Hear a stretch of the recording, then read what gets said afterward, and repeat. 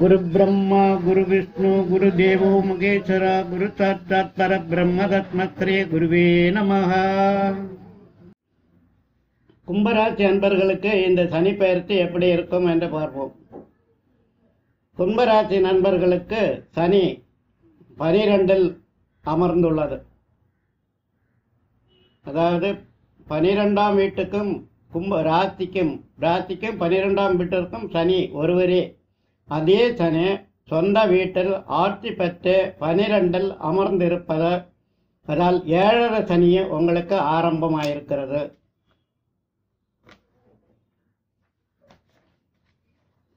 இருப்பதால் 12 கூடியவர் சனியும் 12லேயே இருப்பதால் தோஷங்கள் சற்று கம்மியாகவே இருக்கும் என்று கூறலாம். 7 சனி இருப்பதனால் ஆரம்பத்தில் சில குழப்பங்களும் மனக்குழப்பங்களும் தொழில் குழப்பங்களும் ஏற்படலாம். அதற்காக வேண்டி எதுவும் அஞ்ச வேண்டிய தேவையே இல்லை. 2, 6, 9 போன்ற இடங்களை சனி பார்ப்பதால் 2ஆம் இடத்தை வாக்குஸ்தானம் தனஸ்தானம் குடும்பஸ்தானம் என்ற இடத்தை சனி பார்ப்பதால் உங்களுக்கு பண வரவு அதிகரிக்கும், தொழில் முன்னேற்றத்தை ஏற்படுத்தும், உங்களுடைய குடும்பத்தில் நல்ல முன்னேற்றங்களும் வசதிகளும் ஏற்படும். வீட்டுக்கு தேவையான பொருள்களை நீங்கள் பெற்றுக்கொள்ளலாம், புது வீடு கட்டிக்கொள்ளலாம், வீட்டில் திருமணம் போன்ற சுப நிகழ்ச்சிகளையும் வந்து வர வாய்ப்புகள் உள்ளன. 6ஆம் இடத்தை சனி பார்ப்பதால் சந்திரனுடைய வீடான 6ஆம் இடத்தை சனி பார்க்கிறதுனால சில நேரங்களில் உங்களுக்கு சில தடங்கல்கள் வந்து போக வாய்ப்புள்ளன. இருந்தாலும் 6ஆம் இடத்தால் உங்களுக்கு பல்வேறு விதமான நன்மைகளை இங்கே சொல்ல முடியும். மேலும் உங்களுக்கு சனி 9ஆம் இடத்தை பாக்கியஸ்தானத்தை பார்க்கிறதுனா வாழ்க்கைக்கு தேவையான அனைத்து பாக்கியங்களையும் பெறக்கூடிய பாக்கியம் உங்களுக்கு உள்ளன. அனைத்தும் வீடு, காரு, வண்டி, வாகனங்கள், பதவிகள் போன்றவைகளை பெறலாம். நல்ல வாய்ப்புகள் உள்ளன. நீங்கள் பொது இடங்களில் பொது காரியங்களில் தாராளமாக தலையிடாமலும் சொன்ன அடுத்தவங்களுக்காக வேண்டி கையெழுத்து போடாமலும் ஜாமீன் நிற்காமலும் இருப்பது ரொம்ப ரொம்ப நல்லது. இறைவனை வழிபாட்டில் வாழ்க்கையை முன்னேறி செல்லுங்கள். உங்களுடைய யோகா மெடிடேஷன் போன்றவர்களை கற்றுக்கொண்டு உங்களுடைய நலனை நீங்களே பார்த்து கொண்டு அனுமாரை வழிபடுவது மிக மிக நன்மை. சனியை வழிபடுவதற்கான பரிகாரங்கள் ஏராளம் உள்ளன. அவைகளை தங்களுடைய வசதிக்கேற்றமாறு தங்களுடைய வீட்டு பக்கத்தில் அமைந்துள்ள கோவில்களில் சென்று பரிகாரங்கள் செய்து விடுங்கள். இங்கே கொரோனா பீரியடாக இருப்பதால் நீங்கள் நீண்ட தூரம் சென்று காரில் சென்று கோவிலை தேடி பிடித்துதான் பரிகாரம் பண்ண வேண்டும் என்று நாங்கள் கூறவில்லை. சங்கடம் தீர்த்திடும் சனி பகவானே மங்களம் பொங்கிட மனமைத்திடுவாய் சத்தரவின்றி சகானரியில் இச்சகம் வாழ இன்னருள் தாத்தா போன்ற எல்லா சனிக்கிழமையிலும் விரதம் இருந்து அன்று எண்ணெய் தீபம் ஏற்றி 108 தடவை வலம் வந்து சனியை வழிபடலாம்.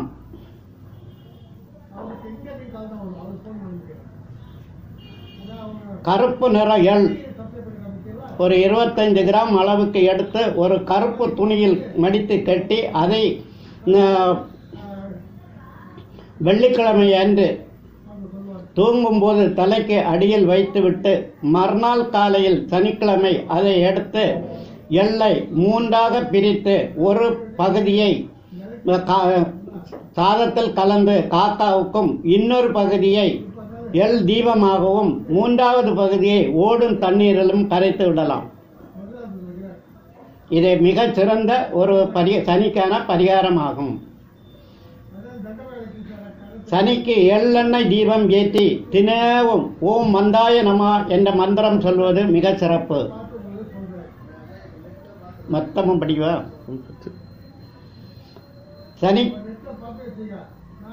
சனிக்கு பச்சை அரிசி, சர்க்கரை, தேங்காய், நீல நிற பூக்கள், அவல், பூசணிக்காய், கற்பூரம், சந்தனம், வெற்றிலைப்பாக்கு இவைகளை படைத்து பூஜித்து குவளை மலர் இவளை வைத்து பூஜித்து சனிக்கிழமைகளில் பூஜிப்பது மிக சிறப்பு. சனிக்கிழமை அல்லது பரிகார நபர்கள் பிறந்த நாளன்று ஆஞ்சநேயருக்கு வெற்றிலை மாலை அணிவித்து வெற்றிலை மாலை அல்லது துளசி மாலை அணிவித்து வழிபடுவது மிக சிறப்பாகும். மேலும் விநாயகர் சதுர்த்தி மற்றும் பரிகார நபர்கள் பிறந்த கிழமைகளில் விநாயகருக்கு அர்ச்சனை செய்து தேங்காய் உடைத்து வழிபடுவது மிக சிறப்பு. கருப்பு ஆடை அணிந்து சபரிமலைக்கு செல்பவர்களுக்கு உதவி செய்யலாம்.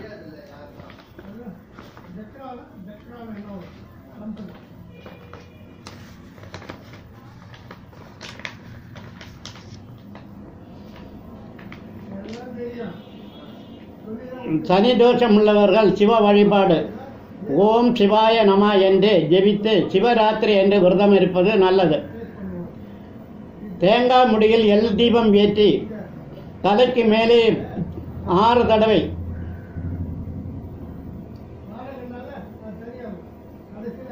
தலைக்கு மேலே வயதுக்கு ஏற்றவாறு சுற்றுவது. 6 தடவை இல்லை, வயதுக்கு எத்தனை வயசோ அத்தனை தடவை சுற்றல். அரச மரம் வெண்ணி மரத்தை சுற்றி வழிபடுவது மிக சிறப்பு. தீபம் ஏற்றி வழிபடுவது மிக சிறப்பு. கருப்பு நிற பசுக்களுக்கு தீனி அளிப்பது. கருப்பு நிற வஸ்துக்களை தானமாக கொடுப்பது. எண்ணெய் தானம் செய்வது, உளுந்து தானம் செய்வது, இவைகளை தானமாக கொடுக்கலாம். உடல் ஊனமுற்றவர்களுக்கு செருப்பு தானம் பண்ணலாம். உங்களால் முடிந்த உதவிகளை செய்யலாம். கருப்பு நிற துணியில் பொம்மை கொண்டை செய்து சனி பகவானாக பூஜித்து தன் குறையை சொல்லி மனம் விட்டு உருகி அழுது கண்ணீர் விட சனிக்கு கருணை தோன்றி மன்னிப்பார். அடுத்த கடுமையான சனி தோஷம் உள்ளவர்கள் ஒரு மண் கலசத்தில் எள் எண்ணெய் நிரப்பி தன் தலைக்கு மேலே சுற்றி அமாவாசை என்று நள்ளிரவில் ஆற்றின் கரையில் புதைத்து விடலாம். திருநள்ளாறு சென்று முதலில் நல தீர்த்தத்தில் குளித்து பின் விநாயகரையும் சிவபெருமானையும் பார்வதி வழிபட்டு சுப்பிரமணியரையும் வழிபட்டு பின் மூலவரை வழிபட வேண்டும். அத்தமே அன்று பைரவரை பூஜித்து அவர் வாகனமான நாய்க்கு உணவளிப்பது மிக சிறந்தது. சனிக்கிழமையில் அசைவ உணவு உண்ணாமல் இருப்பது சனி தோஷம் உள்ளவர்கள் கடைபிடிக்கும் விரதங்களில் முக்கியமானதாகும்.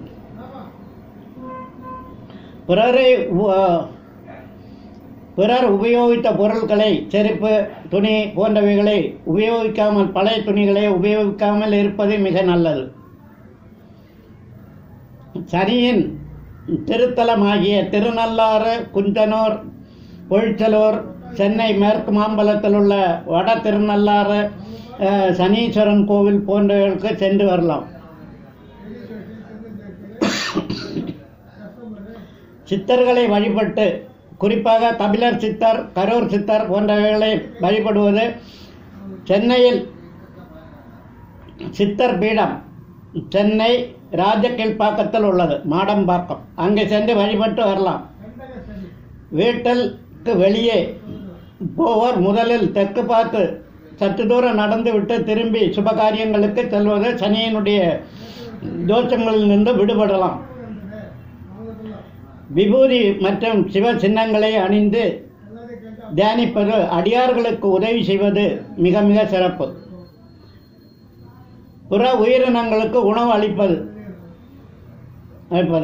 தண்ணீர் வாழும் உயிரினங்களுக்கு மீன்களுக்கு தீனி அளிப்பது போன்றவை செய்வது நல்லது.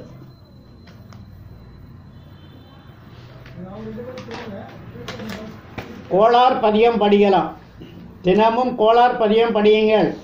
கோள்களால் உங்களுக்கு வரும் தோஷங்கள் விலகிவிடும். சனி பகவானை எந்திரத்தை வாசலில் அரிசி, மாலை, கோதுமை கோலம் போட்டு வழிபட்டார். எந்திரத்தை, சனியினுடைய எந்திரத்தை அரிசி மாவால் வீட்டுக்கு முன் கோலம் போட்டு அதை வழிபடுவது மிக சிறப்பு. வாசலில் இரும்பு துண்டு அல்லது 3 ஆணியை வைத்து கட்டிவிடலாம்.